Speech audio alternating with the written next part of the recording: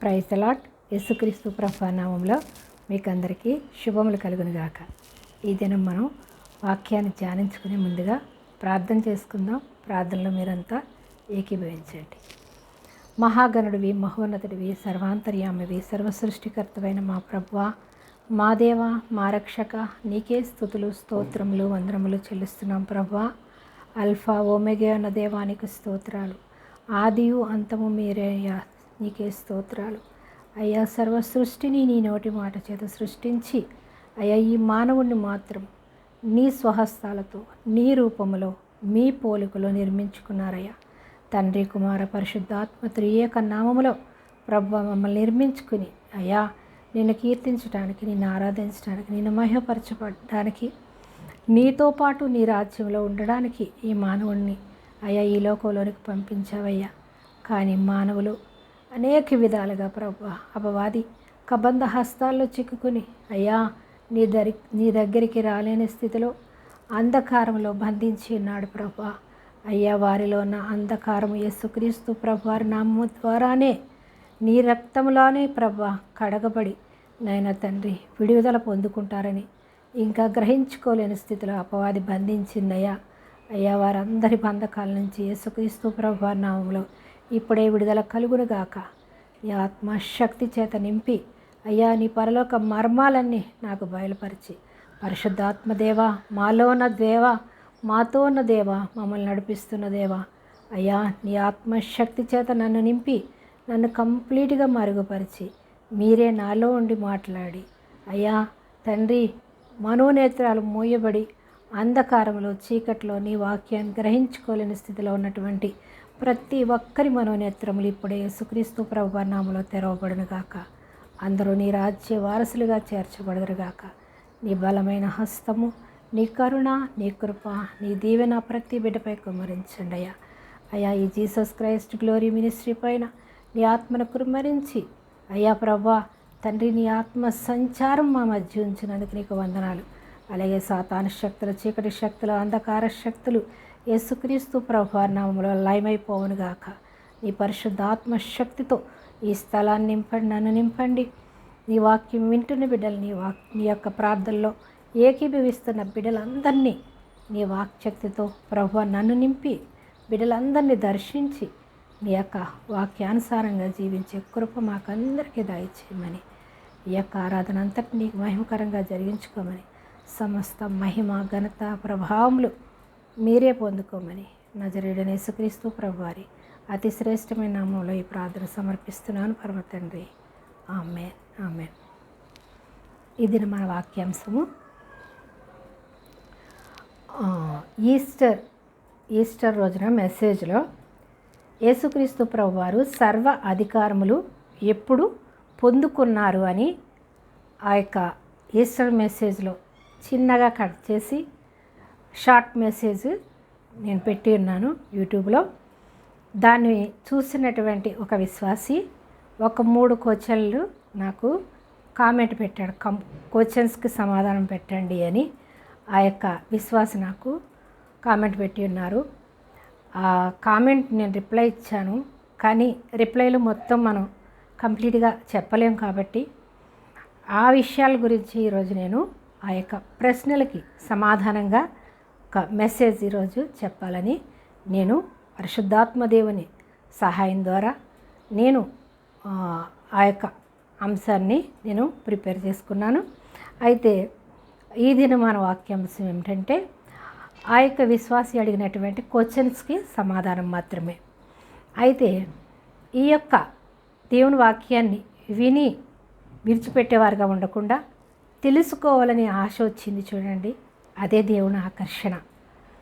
అది ఏ విధంగా తెలుసుకోవాలని అనిపించినా కానీ దేవుడు ఆకర్షించుకుంటే తప్ప ఎవరు కూడా దేవుని దగ్గరికి రాలేరని దేవుని వాక్యం సెలవిస్తుంది. అలాగే జక్కయ్య ఏం చేస్తాడు, ఆయన బిల్లు కలెక్టర్ ఆ యొక్క బిల్లు వసూలు చేసుకునేవాడు అన్నమాట. అయితే అతను ఒకరోజు యేసయ్య గురించి వింటాడు. విని ఆ యేసయ్యని చూడాలని ఆశపడతాడు. యేసుక్రీస్తు ప్రభువారి లోకంలో సువార్త ప్రకటించినప్పుడు 3.5 సంవత్సరాలు ఈ లోకంలో ఉండి ఆయన సువార్త ప్రకటించినప్పుడు ఆయన గురించి విన్నాడు. విని అవునా, ఇంత గొప్ప కార్యాలు చేసేటటువంటి వ్యక్తి ఈ లోకంలో ఉన్నాడా, ఆయన్ని చూడాలి అనేటటువంటి ఆశ ఆ యొక్క జక్కయ్యలో పుట్టింది. పుట్టిన వెంటనే ఏం చేశాడు, చూడాలని వస్తాడు. కానీ జనసమూహంలో యేసుక్రీస్తు ప్రభు వారిని చూడలేకపోతాడు. ఎందుకు, పొట్టిగా ఉన్నాడు. ఆ జనసమూహం అంతా యేసు ప్రభు వారిని కప్పి ఉంచడం ద్వారా చూడలేకపోతాడు. ఎలా అయినా చూడాలి నేనని ఏం చేశాడు, ఒక ఆలోచన వచ్చింది. అక్కడ ఒక మేడి చెట్టు ఉంటే మేడి చెట్టు ఎక్కి చూస్తాడు.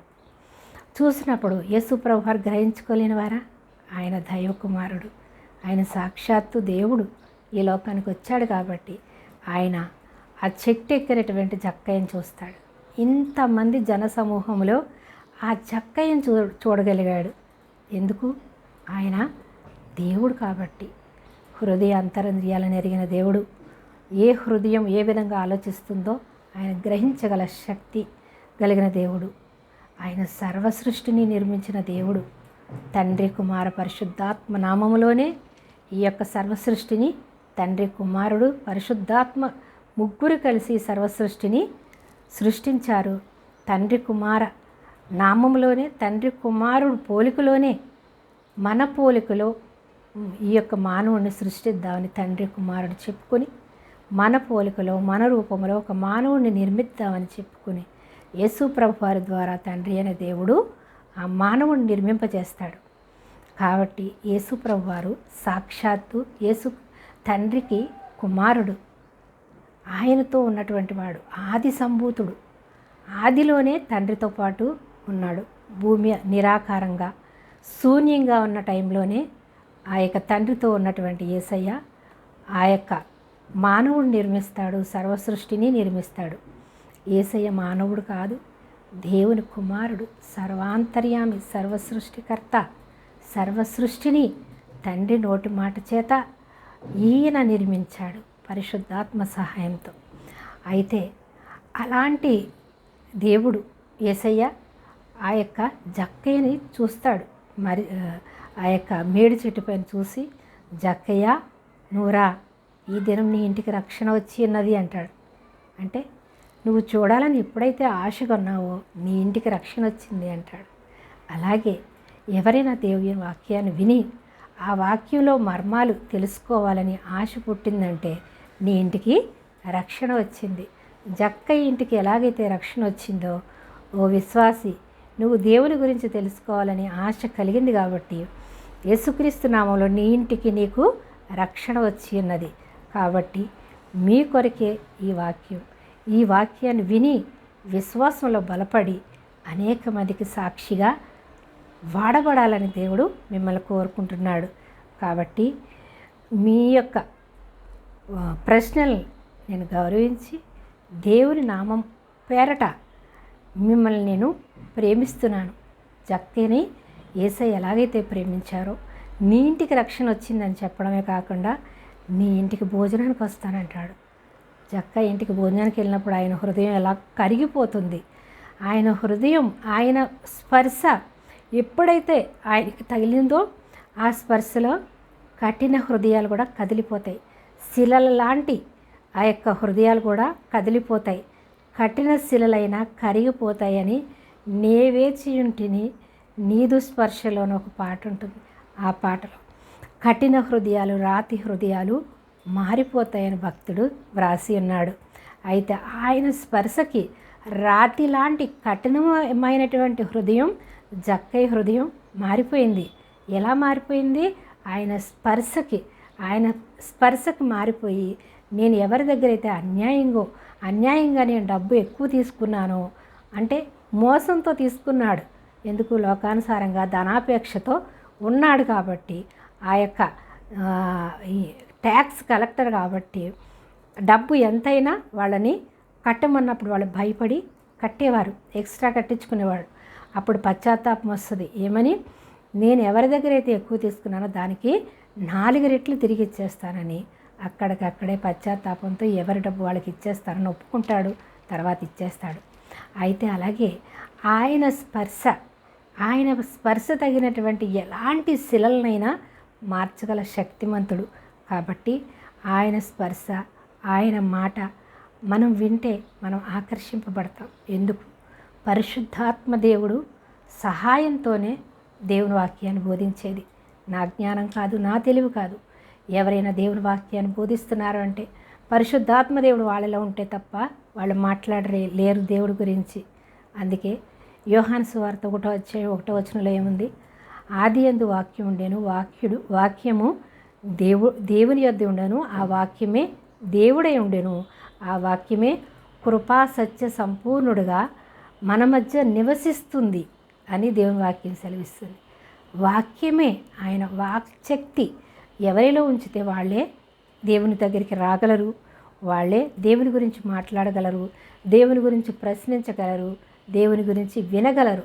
కాబట్టి ఆ వ్యక్తి ఏ విధంగా తెలుసుకోవాలన్నప్పటికి కూడా పరిశుద్ధాత్మ దేవుడు ఆకర్షించుకుంటాడు, తప్పకుండా తనని మార్చుకుంటాడు అనే విశ్వాసంతో మనం ఈ దినం ఆ యొక్క విశ్వాసి అడిగినటువంటి ప్రశ్నకి సమాధానాన్ని తెలుసుకుందాం. ఏమని రాశాడంటే, క్రొత్త నిబంధనలో యెహోవా నా తండ్రి అని రాసిన వచనాన్ని చూపించండి. ఏంటి? క్రొత్త నిబంధనలో యెహోవా నా తండ్రి అని రాసిన వచనాన్ని చూపించండి. యెహోవాయే తండ్రి కాబట్టి యెహోవా నా తండ్రి అని ఎక్కడ వ్రాయబడదు. ఎందుకు? యెహోవా దేవుడే తండ్రి కాబట్టి యెహోవా దేవుడు తండ్రి అని ఎక్కడ వ్రాయుడు. ఆయనే తండ్రి ఉన్నప్పుడు ఆయన కన్నా తండ్రి లేడు. ఆయన సర్వాంతర్యామి, సర్వసృష్టికర్త. యెహోవా దేవుడే తండ్రి. ఆ దేవుడు ఒక్కడే అంటే మరి యేసుప్రభు వారు ఎలా వచ్చారు? పరిశుద్ధాత్మ ఎలా వచ్చింది అంటారు. తండ్రి, కుమార, పరిశుద్ధాత్మ త్రియేక దేవుడు ఒక్కరే. ఆయన స్వరూపమే ఈయన ఈ లోకానికి వస్తారు. శిష్యులు అడుగుతారు, యేసయ్యా మేము తండ్రిని మేము చూడాలనుకుంటున్నాం అన్నప్పుడు, నేను ఇంతకాలం మీతో ఉన్నాను కదా. తోమ అడుగుతాడు, నేను ఇంతకాలం మీతోనే ఉన్నాను, నన్ను చూసిన వాళ్ళు నా తండ్రిని చూసినట్టే అంటాడు. అంటే తండ్రి స్వరూపమే యేసయ్య. కాబట్టి యేసయ్యను చూస్తే మనం తండ్రిని చూసినట్టే, యేసయ్యను మనం పిలిస్తే తండ్రిని పిలిచినట్టే. అందుకని యేసయ్యే తండ్రి, తండ్రి యేసయ్య. కాబట్టి తండ్రి, కుమార, పరిశుద్ధాత్మ త్రియేక నామంలో మనం ఎప్పుడైతే ప్రార్థన చేస్తామో తండ్రిని పిలిచినట్టే మనం. కాబట్టి ముగ్గురు త్రియేక దేవుడు, ఒకే దేవుడు. కాబట్టి ఈ 3 ఆత్మలు కలిసిందే త్రియేక దేవుడు. తండ్రి కూడా ఆత్మనే రాసి ఉంటుంది. ఆయన వాక్యమై ఉన్నాడు, వాక్యస్వరూపి. ఆయన ఆత్మస్వరూపి, ఆత్మయే ఉన్నాడు. ఆ ఆత్మే యేసుక్రీస్తు ప్రభు వారి లోకానికి వచ్చారు మానవ రూపాన్ని దాల్చుకుని. అందుకే నన్ను చూసిన వాళ్ళు నా తండ్రిని చూసినట్టే అంటాడు. అయితే మనం ఈ యొక్క క్వశ్చన్లు చూద్దాం. యెహోవా నా తండ్రి అని వ్రాసిన వచనాన్ని చూపించండి అన్నాడు. యెహోవా నా తండ్రి అని అక్కడ వ్రాయబడదు, ఎందుకంటే యెహోవా దేవుడే తండ్రి కాబట్టి. రెండో క్వశ్చన్ చూద్దాం. లేదా పాత నిబంధనలో భవిష్యత్తులో నా కుమారుడు మీ కొరకు వచ్చి శిలువ మరణం చెందుతాడని ఎక్కడైనా రాసి ఉంటే చూపించండి. అనేక చోట్ల పాత నిబంధన గ్రంథంలో అనేక మంది ప్రవక్తలు వ్రాసారు. దావీదు మహారాజు ఎన్నో కీర్తనల్లో అనేక సార్లు చెప్తాడు. అంటే పరిశుద్ధాత్మ దేవుని చేత వ్రాయబడినటువంటి పరిశుద్ధ గ్రంథం బైబిల్ అనగా పాత నిబంధన, కొత్త నిబంధన అంతా రాసింది దేవుడే రాయించాడు. దేవుడు మోషేతో పాత నిబంధన గ్రంథంలో అనేక గ్రంథాలు మోషే రాశాడు. తర్వాత ప్రవక్తలు వ్రాసారు. ఆ తర్వాత కొత్త నిబంధనలో యేసుక్రీస్తు ప్రభు వారి శిష్యులు వ్రాసి ఉన్నారు. కాబట్టి ఎవరు రాసినా కానీ పరిశుద్ధాత్మ ప్రేరేపణతో దేవుని సహాయం లేకుండా ఎవరూ రాయలేదు. కాబట్టి అందుకే దానికి పరిశుద్ధ గ్రంథం అని పేరు వచ్చింది. పాత నిబంధన తీసివేయడానికి రాలేదు, పాత నిబంధనని నెరవేర్చడానికి యేసుక్రీస్తు ప్రభు వారు వచ్చారు. ధర్మశాస్త్రం అనగా దాన్ని పాటిస్తూ దేవుని దగ్గరికి రాకపోతే పాటించినంత మాత్రాన పరలోకం వెళ్ళరు, దేవుని యందు విశ్వాసం ఉంచిన వాళ్ళే వెళ్తారు అని యేసుప్రభు వారు ఆ పాత నిబంధన గ్రంథంలోనే ఉండిపోయి మీరు దేవుని శక్తిని మీరు తెలుసుకోకుండా, మీరు రక్తంలో కడగబడకుండా మీ పాపాలు క్షమింపబడవని యేసుప్రభు వారు చెప్తారు. అంతేకాని యేసుప్రభు వారు తప్పుడు బోధ చేయలేదు.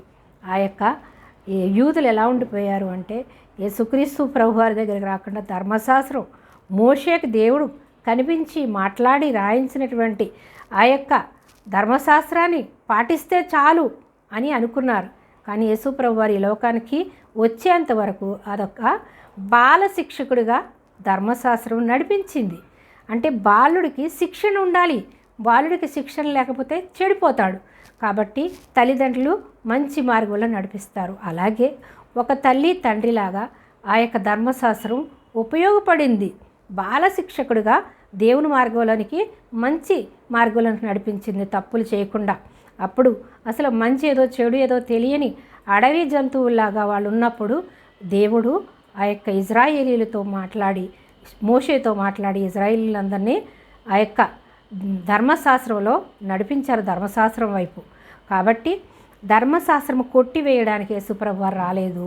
ఆ యొక్క పాత నిబంధన అంతా కూడా నెరవేర్చడానికి యేసుక్రీస్తు ప్రభువారు వచ్చారు. కాబట్టి ఆ యొక్క పాత నిబంధనలో అనేక మంది ప్రవక్తలకి, యెషయా, అనేక మంది హబక్కూకు, ప్రతి ప్రవక్తతో కూడా మాట్లాడాడు. అలాగే దావీదు మహారాజు కీర్తనల గ్రంథంలో అనేక చోట్ల వ్రాస్తాడు. అయితే అన్నీ మనం తీయలేం కాబట్టి ముఖ్యంగా మనం యెషయా గ్రంథము 53వ అధ్యాయము 10వ వచనాన్ని మనం చూద్దాం. అయితే అతని నలుగగొట్టుటకు యెహోవాకు ఇష్టమాయెను, ఆయన అతనికి వ్యాధి కలుగజేసెను. అతడు తన్ను తానే అపరాధ పరిహారార్థ బలి చేయగా అతని సంతానము చూచును. అతనే తన్ను తానే అపరాధ పరిహారార్థ బలి చేయగా ఎవరు చేశారు? తండ్రి అయిన దేవుడే తను బలి ఇవ్వడం ఆయనకి ఇష్టము, తన నలగొట్టడానికి ఇష్టము. అతని నలుగగొట్టుటకు యెహోవాకు ఇష్టమాయెను. ఆయన అతని వ్యాధి కలుగజేశాను, అతనికి వ్యాధి కలుగజేశాను. అతడు తన్ను తానే అపరాధ పరిహారార్థ బలి చేయగా, తన్ను తానే అపరాధ పరిహారార్థ బలి ఎవరిని చేశాడు? తన కుమారుడైన యేసుక్రీస్తు ప్రభువారిని చేస్తారు. అంటే పరిశుద్ధాత్మ దేవుడు మనలో ఉంటే తప్ప వాక్యం ఎవరికి కూడా అర్థం కాదు. చదువుతాము, వింటాము, కానీ అది మనం గ్రహించుకోలేము, మన హృదయంలోనికి వెళ్ళదు. ఎందుకంటే మనము ఈ లోకములో దుష్ట తలంపులతో, దుష్టుని ఆత్మతో నింపబడి ప్రతి మానవుడు ఉన్నాడు, ఒకరు ఇద్దరని కాదు. అలాంటి రక్షింపబడిన వారిలో లేదా అంటే వాళ్ళలో కూడా ఉంటుంది. పరిశుద్ధాత్మ దేవుడు ఎప్పుడైతే వాళ్ళలో ఉంటాడో, పరిశుద్ధాత్మ దేవుడు ఎప్పుడైతే పనిచేస్తాడో అప్పుడు ఆ దురాత్మ వాళ్ళలోంచి విడిచి వెళ్ళిపోద్ది. అంతవరకు కూడా అందరూ కూడా దుష్ట తలంపులతో, దుష్టుని ఆలోచనలతోనే జీవిస్తారు. ఎందుకంటే అది ఆ యొక్క అపవాది చేతుల్లో ఉంది ఈ లోకం.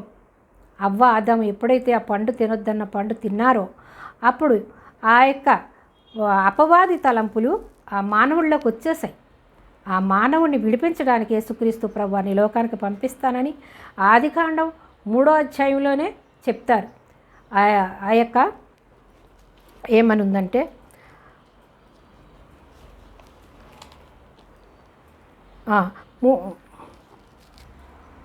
ఆదికాండము 3వ అధ్యాయం 15వ వచనంలో ఉంటుంది. మరియు నీకును స్త్రీకిని, నీ సంతానమునకును ఆమె సంతానమునకును వైరము కలుగజేసేదను, అది నిన్ను తల మీద కొట్టును, నీవు దానిని మడిమ మీద కొట్టుదు అని చెప్తాడు. ఎవరు? తండ్రి అయిన దేవుడు అపవాదికి చెప్తాడు. పాము రూపంలో వచ్చి అవ్వని ఆదాముని మోసపుచ్చి ఆ పండు తినిపించినప్పుడే శపిస్తాడు. ఇప్పుడు స్త్రీకిని నీకును వైరం కలుగుద్ది అంటాడు. అంటే స్త్రీ కడుపున పుడతాడు నా కుమారుడు, ఆమె ఆ స్త్రీ కుమారుడికి నీకుని వైరం పుడుతుంది అని చెప్పి మర్మంగానే యేసుప్రభు వారు బైబిల్ మొత్తం కూడా అనేక మర్మాలతోనే వ్రాయబడి ఉంటుంది. పాత నిబంధన గ్రంథం, క్రొత్త నిబంధన గ్రంథం కూడా అనేక మర్మాలతో ఉంటుంది. పాత నిబంధన కంప్లీట్గా మనకి మర్మాలతోనే ఉంటుంది. కాబట్టి కొత్త నిబంధనలో ఆయన వివరణ ఇవ్వడానికి, మనల్ని బలపరచడానికి, ఆ వాక్యాన్ని మనకు అర్థమయ్యేటట్టు చెప్పడానికి స్వయంగా దేవుడే రావాల్సి వచ్చింది. దేవుడే ఆయన కుమారుని రూపంలో ఈ లోకానికి వచ్చి ఉన్నారు. కాబట్టి మనము దేవుని కుమారుని యందు విశ్వాసం ఉంచితే మనము విశ్వాసం ఉంచి మారుమనసు రక్షణ పొందడం ద్వారానే మనం పరలోక రాజ్యానికి వారసులం అవుతాం. కాబట్టి ఆయన ఈ లోకానికి వచ్చి మరణించి ఆయన రక్తాన్నంతా మన కొరకు కార్చి 3వ దినాన్ని ఆయన లేచి ఉన్నారు అని మనం నమ్మి, ఎవరైతే మనం కనిపెట్టి నిరీక్షణతో ఆయన ఎలాగైతే ఎత్తబడ్డాడో మనం కూడా ఎత్తబడతామని ఎవరైతే నిరీక్షణ కలిగి ఉంటారో ప్రతి ఒక్కరు కూడా ఎత్తబడతారు. అది నిజం. ఎందుకంటే యేసుప్రభు వారు పుడతారన్నది నిజం, ఆయన ఈ లోకానికి రావడం నిజం, ఆయన సిలువలో ప్రాణం పెట్టడం నిజం, ఆయన తిరిగి లేవడం నిజం, ఆయన మళ్ళీ రానే ఉండడం నిజం, ఆయన పరలోక రాజ్యానికి తీసుకెళ్ళడం అనేది నిజం. నమ్మిన వారందరూ కూడా ధన్యులు అని దేవుని వాక్యం సెలవిస్తుంది. ఆయన రాకడ సమయంలో విడువబడతారు నమ్మని వారు. అందుకని విడువబడిన తర్వాత మనం పశ్చాత్తాపడినా ప్రయోజనం ఉండదు. మనలో ప్రాణం ఉన్నప్పుడే ఆయన స్తుతించాలి. కాబట్టి మనలో ప్రాణం ఉండగానే ఆయన యందు విశ్వాసం ఉంచాలి. కాబట్టి ఆయన ఇంకా ఆలస్యం చేస్తున్నాడు రాకడికి.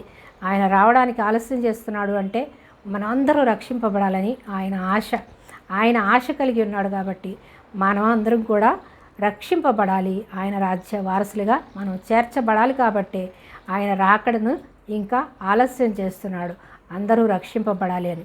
అలాగే ఆ యొక్క గురుకులు గోధుమల మధ్యలో గురుకుల్ని పీకేయమా ప్రభువా అని పీకేయమంటారని యజమానిని అడిగినప్పుడు, గురుకులు పీకినప్పుడు గోధుమలు కూడా మొక్కలు కూడా బయటకు వచ్చేస్తాయి. కాబట్టి రెండు కలిపి ఎదగని అంటాడు.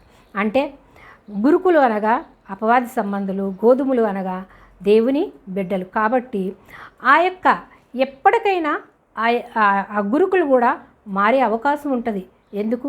దేవుని ఆకర్షణలో ఎప్పుడైనా ఆకర్షింపబడతారు, వాళ్ళు కూడా మారు మనసు రక్షణ పొందుకుంటారు. కాబట్టి వాళ్ళకి సమయం ఇద్దాం. ఈలోపు వాళ్ళు కలిసి ఉండాలి. వాళ్ళు కలిసి ఉన్నప్పుడు కనీసం ఎప్పటికైనా మారుతారని, లేదా వాళ్ళు కలిసి ఉండడం ద్వారా వీళ్ళని చూసి వాళ్ళు మారుతారని, రెండు కలిపి పెరగని అంటారు. అంటే ఎప్పటికైనా వారు మారుతారు అనేటటువంటి ఆశతో. అలాగే ఇంకా దేవుని రాకడ ఆలస్యం చేస్తుందంటే రక్షింపబడని వారి అనేక మంది రక్షింపబడాలి అనే ఆయన మనకి అవకాశాన్ని, సమయాన్ని ఇచ్చి ఉన్నాడు. ఇచ్చిన సమయాన్ని మనం సద్వినియోగం చేసుకోవాలి. ఇచ్చిన సమయాన్ని మనం నిర్లక్ష్యం చేస్తే పోయినటువంటి ఒక్క నిమిషం కూడా వెనక్కి రాదు. ఏదైనా మనం వెనక్కి తీసుకొచ్చి తప్ప పోయిన టైంని మాత్రం మనము తీసుకురాలేము. కాబట్టి మనకిచ్చిన సమయాన్ని, టైంని మనం వృధా చేసుకోకూడదు. ఈ ప్రశ్నలు మనం చూద్దాము. అయితే యేసు ప్రభు వారు 2 ఎగ్జాంపుల్స్ చూపించాం. స్త్రీకిని నీకుని వైరం పుడుతుంది అనేటటువంటి తండ్రి అయిన దేవుడు ఆదాము పండు తినొద్దన్న పండు ఆదాము తిన్నప్పుడు శపిస్తాడు, స్త్రీకిని నీకుని వైరం కలుగుతుంది అని. అయితే అదొకటి. రెండవది యెషయా అనేక చోట్ల కీర్తనల గ్రంథం అంతా కూడా మర్మాలతో యేసు ప్రభు వారి లోకానికి వస్తారని అనేక చోట్ల దావీదు మహారాజు వ్రాస్తాడు. అనేక మంది ప్రవక్తలు వ్రాసి ఉన్నారు.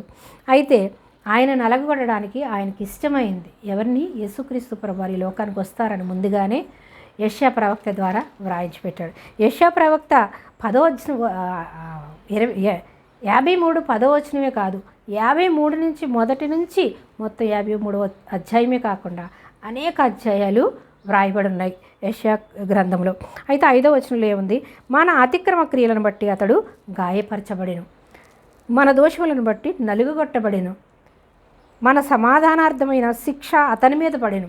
మనకు సమాధానం ఇవ్వడానికి ఆయన శిక్ష, మన శిక్ష ఆయన మీద పడింది. అతడు పొందిన దెబ్బల చేత మనకి స్వస్థత కలుగుతున్నది. అందుకే యేసుక్రీస్తు నామంలో స్వస్థత కలుగునుగా కానీ మనం ఎందుకు ప్రవచిస్తున్నామంటే ఆయన పొందిన దెబ్బల వలన మనకి స్వస్థత కలిగి ఉన్నది. కాబట్టి యేసుక్రీస్తు నామములో స్వస్థత కలుగునుగా కానీ మనం ఎప్పుడైతే ప్రవచించి ప్రార్థిస్తామో తప్పకుండా మనం స్వస్థత పొందుకుంటాం.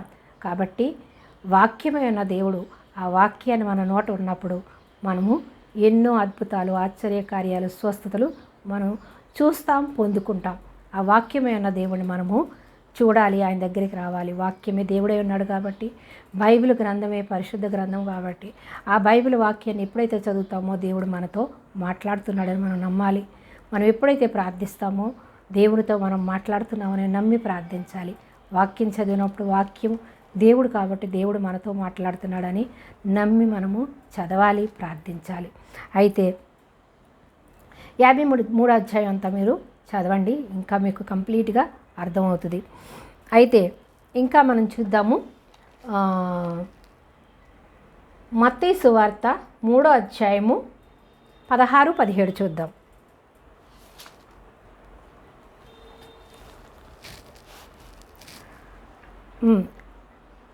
యేసు బాప్తిస్మం పొందిన వెంటనే నీళ్లలో నుండి ఒడ్డునకు వచ్చెను. ఇదిగో ఆకాశము తెరవబడెను, దేవుని ఆత్మ పావురం వలె దిగి తన మీదకి వచ్చి చూశాను. మరియు ఇదిగో ఈయనే నా ప్రియ కుమారుడు. కుమారుడని ఎక్కడైనా మీరు చెప్పారా అన్నారు కదా. నా ప్రియ కుమారుడు, ఈయనే నా ప్రియ కుమారుడు, ఈయన యందే నేను ఆనందించుచున్నాను. ఎవరి యందు ఆనందించుచున్నాడు? యేసుక్రీస్తునందు తండ్రి ఆనందించుచున్నాడు. ఎందుకు?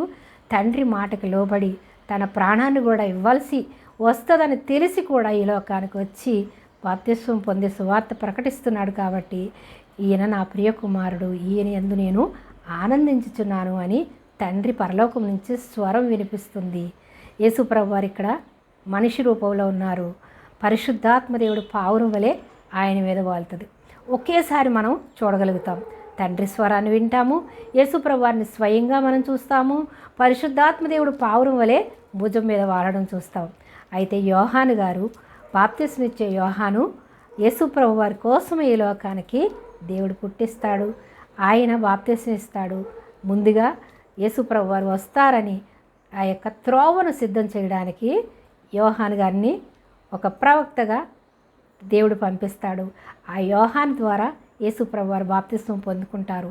బాప్తిస్వం పొందుకుని ఆయన ఒడ్డు మీదకి పైకి వచ్చినప్పుడు, నీళ్ళ నుంచి పైకి వచ్చినప్పుడు ఆయన తండ్రి యొక్క స్వరం వినిపిస్తుంది. ఈయన నా ప్రియ కుమారుడు, ఈయన యందు నేను ఆనందించుచున్నాను, ఈయన యందు నేను ఆనందించుచున్నాను అన్నప్పుడు దేవుని ఆత్మ పావురం వలె తన మీదకి దిగి వచ్చుట చూశాను. అయితే మనం ఒకేసారి చూస్తున్నాం తండ్రి, కుమారుణ్ణి, పరిశుద్ధాత్మని. మనం నమ్మాలి తండ్రి, కుమార, పరిశుద్ధాత్మ దేవుడు త్రియేక దేవుడు అని. కాబట్టి కుమారుడని అనేక చోట్ల ఆయన చెప్తారు, యేసుప్రభు వారు కూడా చెప్తారు. తండ్రి మాటకి నేను లోబడి వచ్చాను, నా తండ్రి నన్ను చూస్తే నా తండ్రిని చూసినట్టే, నేను మాట్లాడేది నేను కాదు, నా తండ్రి చెప్పిందే మీకు చెప్తున్నానని ప్రతిసారి 4 సువార్తల్లో, మత్తయి సువార్త, మార్కు సువార్త, లూకా సువార్త, యోహాను సువార్త 4 శిష్యులు రాశారు. మత్తయి, మార్కు, లూకా, యోహాను 12 మంది శిష్యులు, 4 శిష్యులు 4 సువార్తలు రాశారు. 4 సువార్తల్లో కూడా యేసు ప్రభు వారు స్వయంగా మాట్లాడినటువంటి మాటలే వాళ్ళు రాస్తారు. కాబట్టి యేసు ప్రభు వారు దేవుడు, తండ్రి కుమారుడు. ఆయన నమ్మాలి మనం. తండ్రి, కుమార, పరిశుద్ధాత్మ త్రియేక దేవుడు. ఆయన నా ప్రియ కుమారుడు, ఆయన యందు నేను ఆనందించుచున్నాను అన్నప్పుడు పావురము, పరిశుద్ధాత్మ పావురం వలె వచ్చి ఆయన మీద వాళ్తుంది. కాబట్టి మనం ఇంకా చూద్దాము. మత్తయి సువార్త 11వ అధ్యాయము 27వ వచనం చూద్దాం. 11వ అధ్యాయము, మత్తయి సువార్త 11వ అధ్యాయము 27, 25 నుంచి చూద్దాం.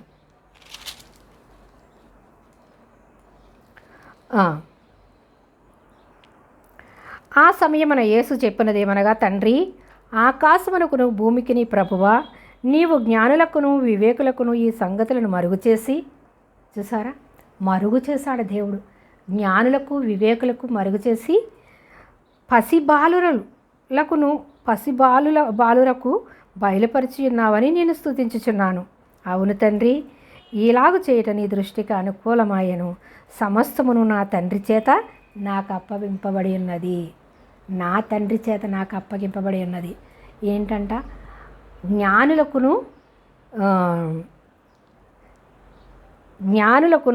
వివేకులకును ఈ సంగతులు మరుగు చేసి ఉన్నావు. అంటే జ్ఞానంతో ఉన్నటువంటి వారందరికీ మరుగు చేసి, బాలురకు, పసిబాలురకు, అంటే జ్ఞానం లేని, విద్య లేని పామరులు, శిష్యులు, వారికి విద్య లేదు, వాళ్ళు జ్ఞానులు కాదు, వాళ్ళు వివేకము కలిగిన వారు కాదు.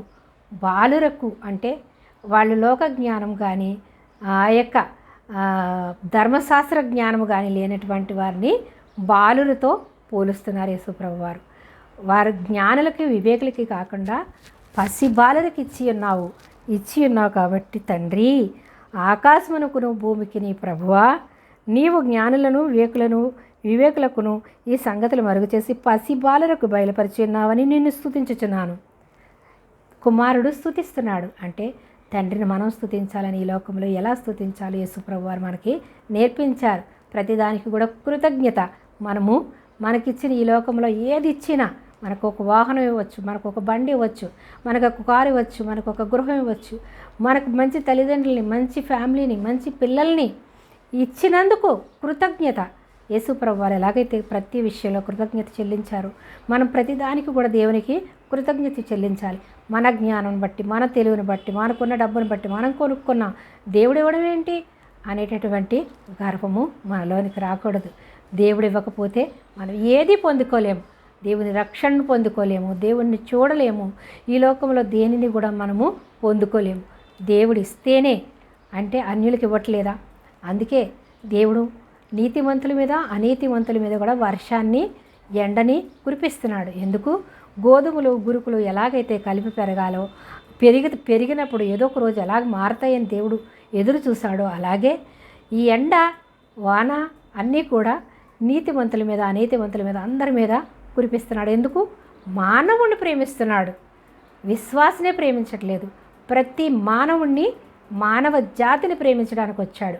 కాబట్టి మానవ జాతి అంతా ఆయన యందు విశ్వాసం ఉంచి కృతజ్ఞత కలిగి మనం జీవిస్తే ఆయన ఆకర్షించుకుంటాడు, ఆయన రాజ్యానికి వారసులనుగా చేసుకుంటాడు. అంటే యేసుప్రభు వారు ఇలాంటి వారికి నువ్వు తెలియపరిచినందుకు, పసి బాలులకు నువ్వు బయలుపరిచినందుకు దేవా నీకే స్తోత్రం అని యేసుప్రభు వారు స్తుతిస్తున్నారు. తండ్రి, ఇలాగ చేయుట నీ దృష్టికి అనుకూలమైన సమస్తమును నా తండ్రి చేత నాకు అప్పగింపబడి ఉన్నది. తండ్రి గాక ఎవడును కుమారుని ఎరుగడు, కుమారుడు గాక కుమారుడు ఎవరికి ఆయనను బయలుపరచ ఉద్దేశించునో వాడుగాకను మరి ఎవడును తండ్రిని ఎరుగడు.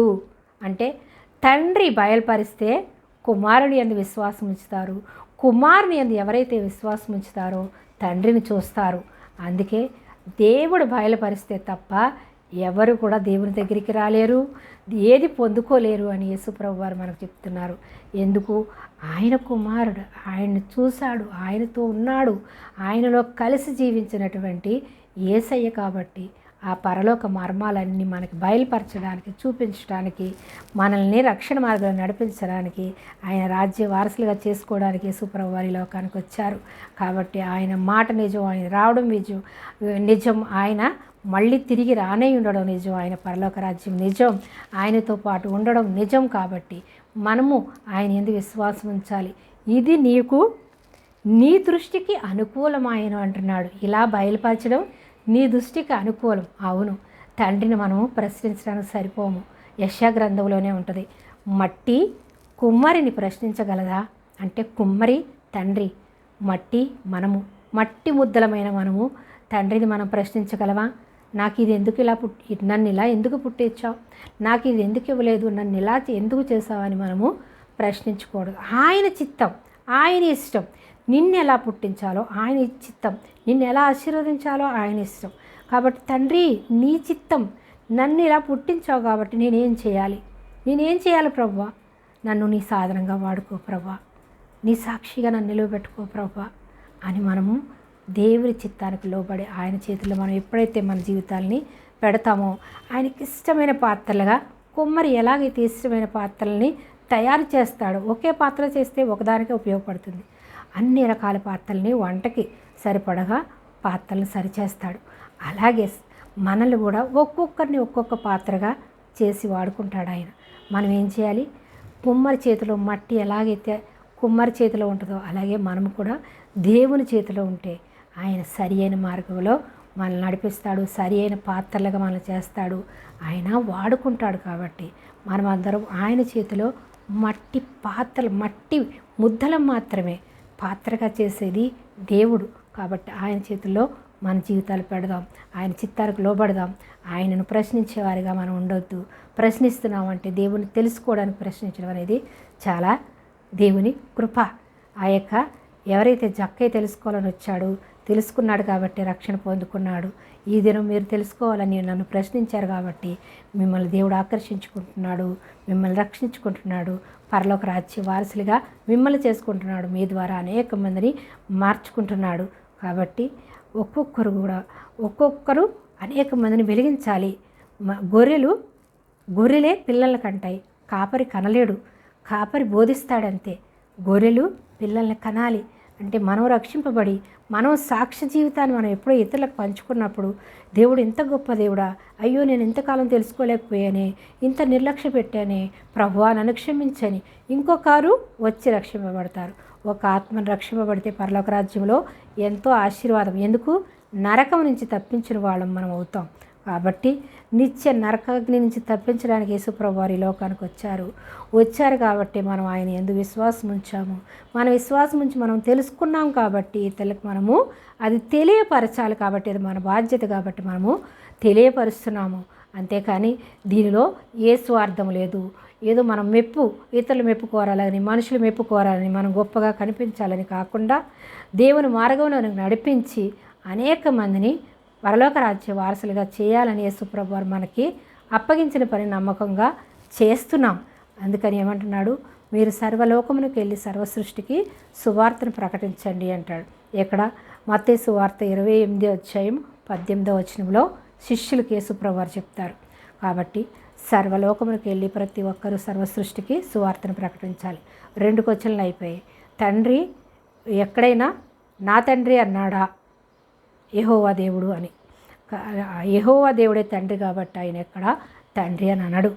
అలాగే యేసుక్రీస్తు వారు కుమారుని లోకానికి పంపిస్తానని ఎక్కడైనా చెప్పాడా అన్నప్పుడు పాత నిబంధన గ్రంథంలో చెప్పాడు. కుమారుడైనటువంటి యేసుక్రీస్తు ప్రభు వారు నా తండ్రి అని సంబోధించాడు. ఈయన నా ప్రియ కుమారుడు, ఈయన యందు నేను ఆనందిస్తున్నానని తండ్రి అయిన దేవుడు పలుకుతాడు. పలికినప్పుడు పరిశుద్ధాత్మ పావురం వలె ఆయన మీదకి వస్తుంది. ముగ్గురిని మనం ఒకేసారి చూస్తాము. తండ్రి స్వరాన్ని వింటాము. యేసుప్రభు వారి స్వయంగా మనం కళ్ళారా చూస్తాము. పరిశుద్ధాత్మ దేవుడు పావురం వలె ఆయన మీద వాలడం ఆయన శిష్యులు చూసి ఉన్నారు. వాళ్ళు అందుకే చూసి నమ్మిన వారి కన్నా చూడక నమ్మిన వారు ధన్యులు అంటారు. అంటే శిష్యులంతా చూసి నమ్మారు. మనము చూడకుండానే ఆ వాక్యాన్ని నమ్మి మనం దేవుని యందు విశ్వాసం ఉంచాము కాబట్టి వారికంటే కూడా మనము ధన్యులు, మనము శ్రేష్ఠులు.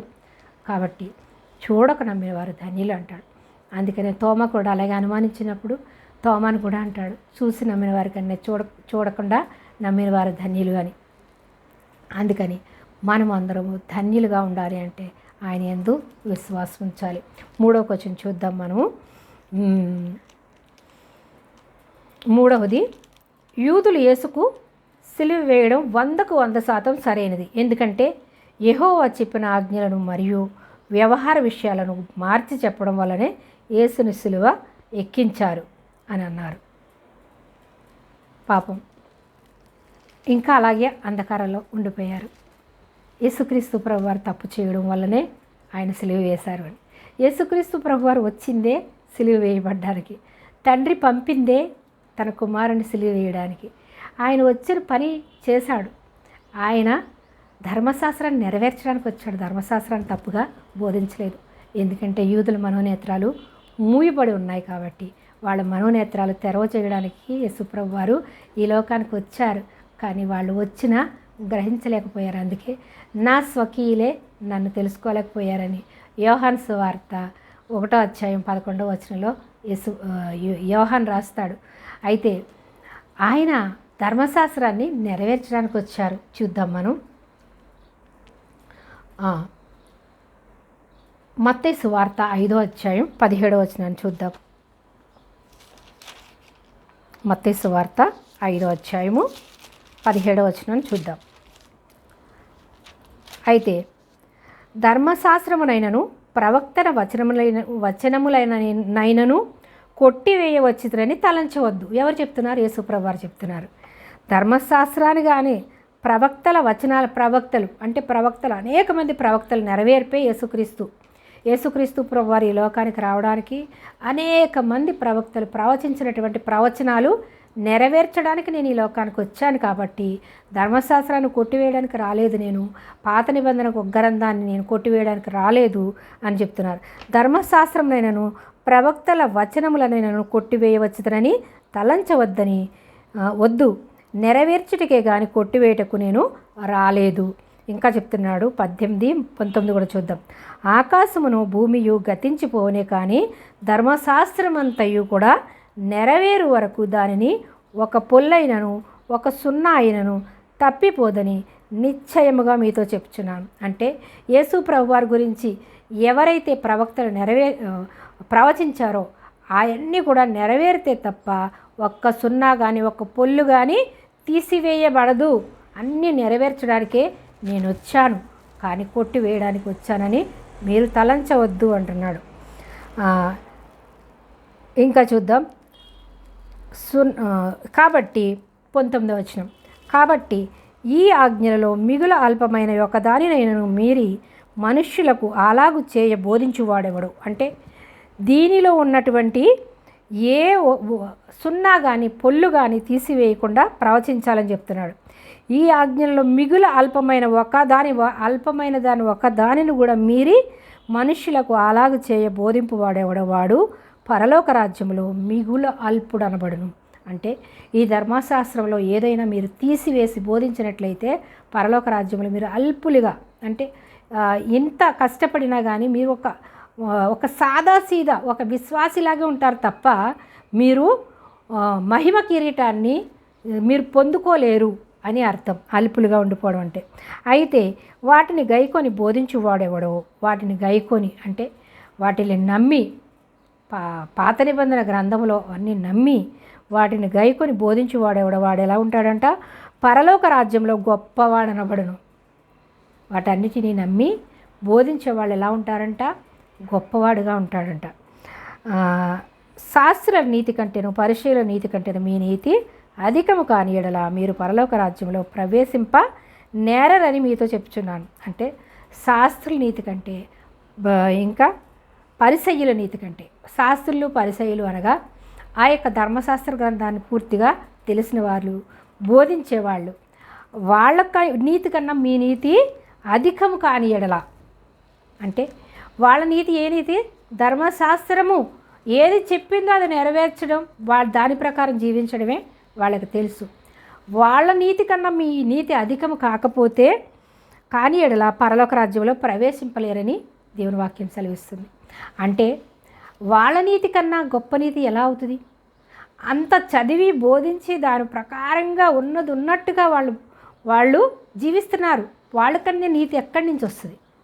యేసయ్య నీతి కాబట్టి, యేసయ్య యందు విశ్వాసం ఉంచడం ద్వారా మనం నీతిమంతులం అవుతాము. కాబట్టి వాళ్ళకంటే మీరు నీతిమంతులుగా ఉండకపోతే మీరు పరలోక రాజ్యంలో ప్రవేశింపలేరని నేను చెప్తున్నాను అంటున్నాడు. వాళ్ళు ధర్మశాస్త్రాన్ని చదివి దాని ప్రకారంగా జీవించి వాళ్ళు నీతిమంతులు అయ్యారనుకుంటున్నారు. వాళ్ళ నీతి కన్నా అధికం అవ్వాలంటే ఎవరి ద్వారా?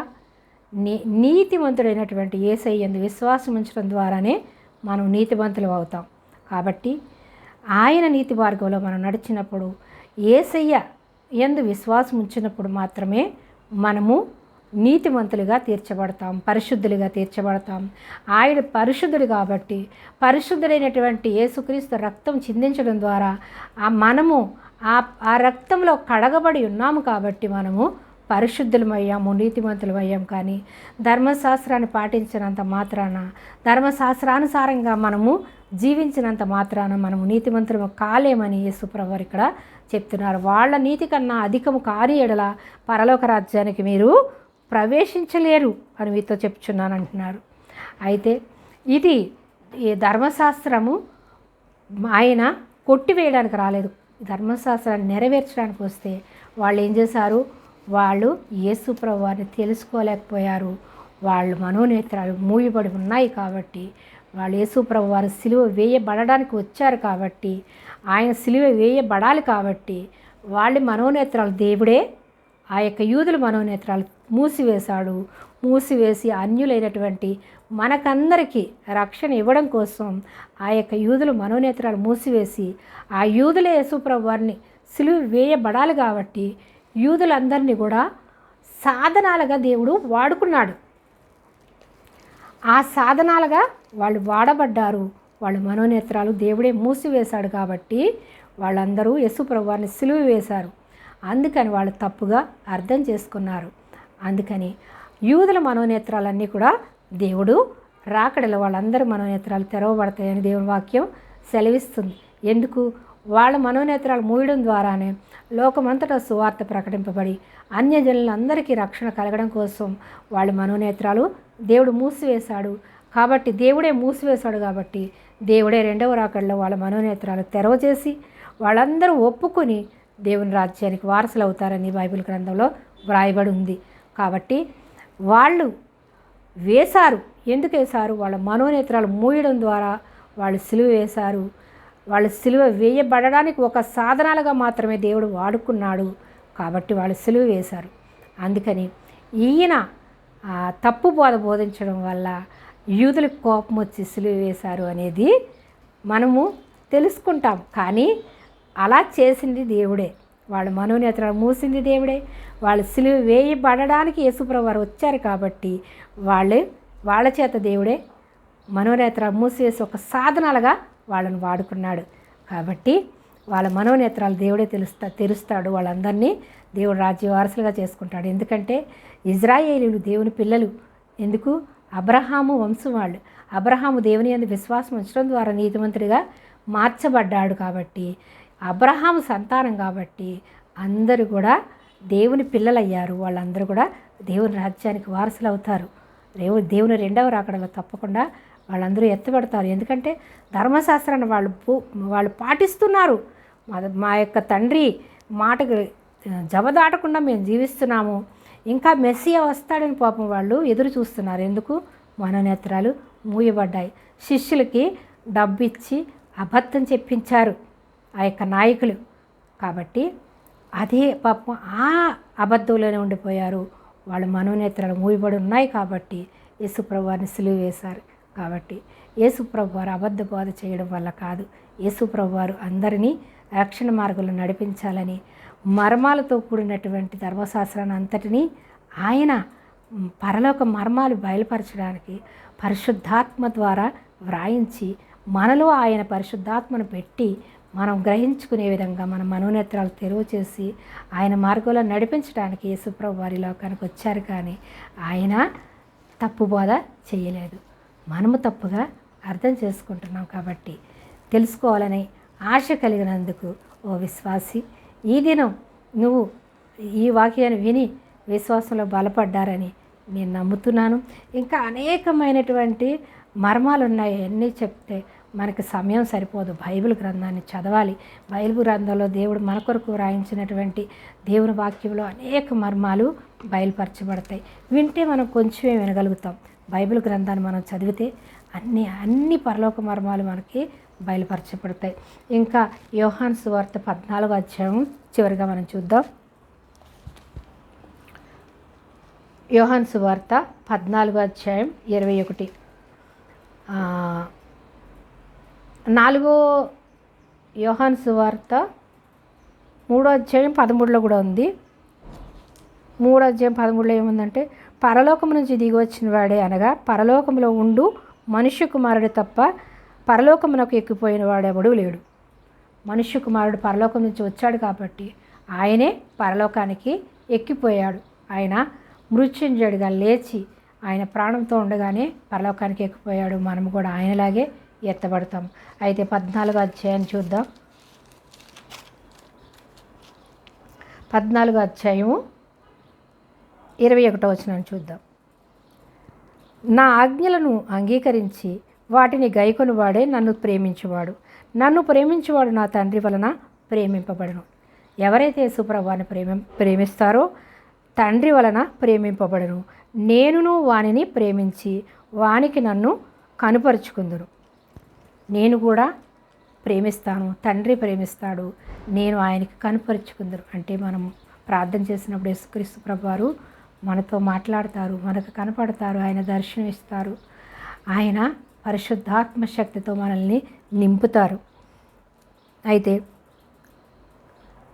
ఇస్కరియోతు కాని యూదా, ప్రభువా నీవు లోకమునకు కాక మాకు మాత్రమే నిన్ను నీవు కనపరుచుకుంటేకేమి సంభవించెను అని అడగగా, యేసు ఒకడు నన్ను ప్రేమించిన యెడల వాడు నా మాట గైకొను. మమ్మల్ని ఎందుకు నువ్వు ప్రేమిస్తున్నావు, మాకే ఎందుకు కనపడుతున్నావు అని ఆ యొక్క ఇస్కరియోతు యూదా అడుగునప్పుడు, ఒకడు నన్ను ప్రేమించిన యెడల వాడు నా మాట వింటాడు. ఎవరైతే దేవుని ప్రేమిస్తారో వాళ్ళే దేవుని మాట వింటారు. ఇప్పుడు తండ్రిని ప్రేమించిన కుమారుడే తండ్రి మాట వింటాడు.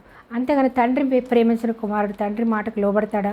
అలాగే నన్ను ప్రేమించిన వారే నా మాటని గైకొంటారు కాబట్టి నేను మీకు కనుపరుచుకుంటున్నాను అని యేసుప్రభువారు చెప్తున్నారు. నా తండ్రి వానిని ప్రేమించును, మేము వాని యొద్దకు వచ్చి వాని యొద్ద నివాసము చేద్దాం. మేము అంటున్నాడు.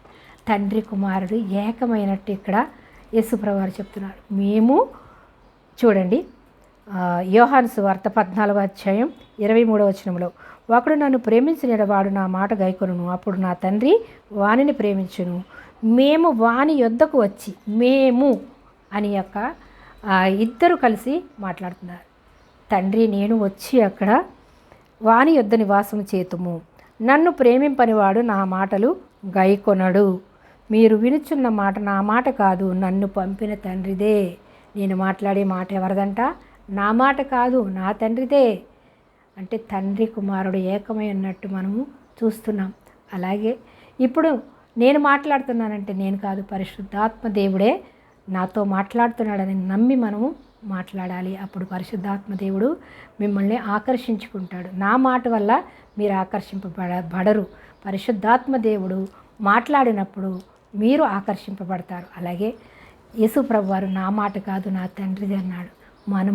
మనం మాట్లాడే మాట మనది కాదు, మన తండ్రి అయినటువంటి దేవుడు పరిశుద్ధాత్మ దేవుడు మనలో పెట్టి మాట్లాడుతున్నాడు. కాబట్టి పరిశుద్ధాత్మ దేవుడే మిమ్మల్ని ఆకర్షించుకోవాలి. పరిశుద్ధాత్మ దేవుడే మిమ్మల్ని ప్రేమించి దేవుని తట్టు తిప్పుతాడు. కాబట్టి మనం ప్రార్థిస్తాము, మనం వాక్యం చెప్తాము, కానీ మనది కాదు. పరిశుద్ధాత్మ దేవుడే మీ హృదయాలను మార్చి తండ్రి దగ్గరికి, యేసయ్య దగ్గరికి తీసుకొస్తాడు. కాబట్టి మనం యేసయ్య యందు విశ్వాసం ఉంచడం ద్వారా పరలోక రాజ్యానికి వారసులమని మనం తెలుసుకున్నాం.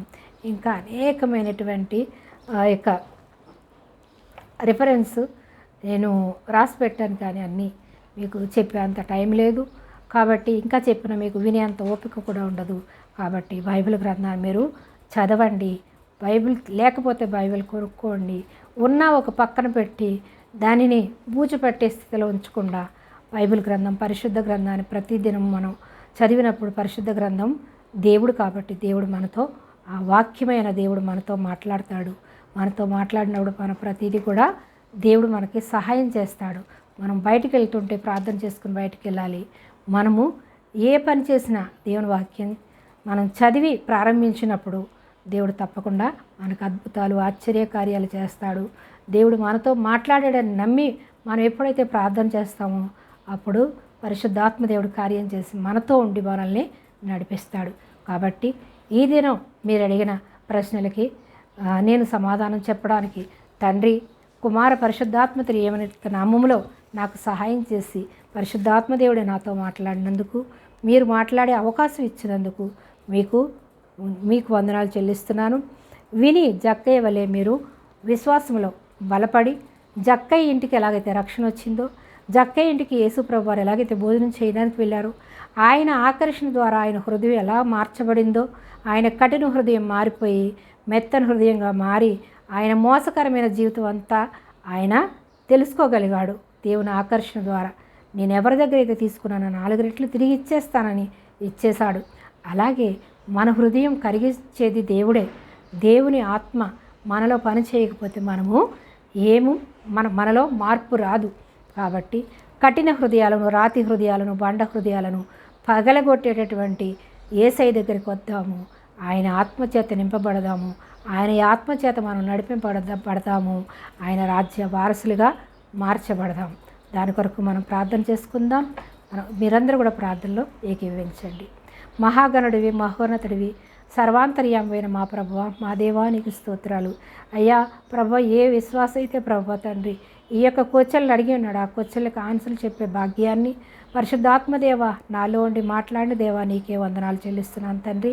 అయ్యా జక్కయ్య ఇంటికి ఎలాగైతే ప్రభు రక్షణ వచ్చిందో, జక్కయ్య ఇంటికి మీరు ఎలాగైతే భోంచేయడానికి వెళ్ళారో, జక్కయ్య హృదయం ఎలాగైతే కరిగించారో, అలాగే ఆ యొక్క కోచెలను అడిగినటువంటి కుమారుడు నాయన హృదయం యేసుక్రీస్తు ప్రభువారి నామములో మార్చబడినందుకు, అలాగే ఆ బిడ్డ ద్వారా ఈ వాక్యాన్ని వినే అవకాశం ఎవరెవరికైతే కలిగిందో, ప్రభు మాట్లాడే అవకాశం నాకు ఇచ్చినట్లుగానే వినే అవకాశం ఎవరెవరికి ఇచ్చారో గ్రహించుకుని ప్రతి ఒక్కరు కూడా నీ నిత్య రాజ్య వారసులుగా మార్చబడినట్లు ప్రతి ఒక్కరి హృదయాలు రాతి హృదయాలన్నిటినీ కూడా మెత్తని హృదయాలుగా మార్చి మీరు ఆకర్షించుకుని మీ పరలోక రాజ్య వారసులుగా చేసుకున్నందుకు నీకు వందనాలు చెల్లిస్తూ సమస్త మహిమ ఘనత ప్రభావములు మీరే పొందుకోమని నజరేయుడైన యేసుక్రీస్తు ప్రభువారి అతి శ్రేష్టమైన నామములో ఈ ప్రార్థన సమర్పిస్తున్నాను పరమ తండ్రి.